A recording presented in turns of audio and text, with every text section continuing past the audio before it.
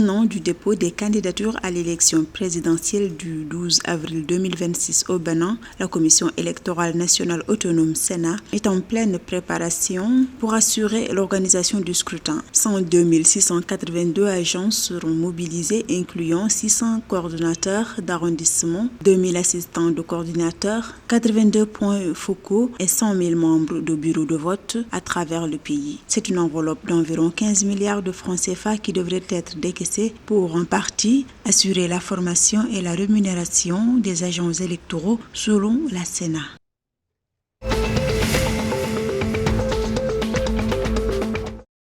L'État du Mali a repris le contrôle total de la mine d'or de Yatila, située dans la région de Kaï. Ceci après un accord officialisant la rétrocession complète de la mine à l'État malien, signé jeudi 17 octobre 2024. En activité depuis 2000, cette mine était détenue à 80% par la société Sadex, filiale des groupes Anglo-Ashanti et AM Gold, et à 20% par l'État malien. Jusqu'en 2018, elle a contribué à hauteur de 383 milliards de francs CFA à l'économie locale et nationale du Mali.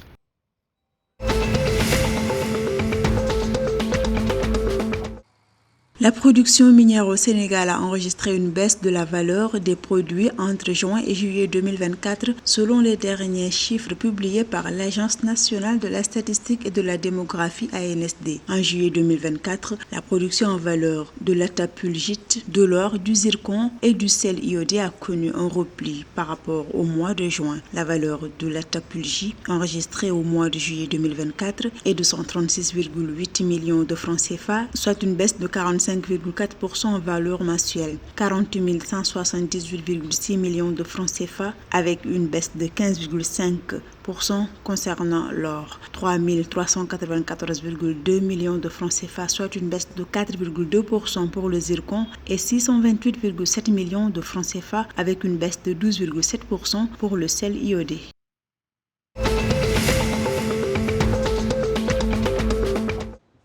Au Nigeria, les épisodes d'inondation survenus en juillet 2024 ont gravement aggravé la sécurité alimentaire du pays. Ce sont environ 855 629 tonnes de pertes alimentaires qui ont été enregistrées d'après les dernières estimations effectuées par l'Organisation des Nations Unies pour l'alimentation et l'agriculture. L'organisation onusienne indique qu'en fin septembre 2024, près de 2,5 millions d'hectares de terres agricoles cultivées ont été touchés par le phénomène climatique.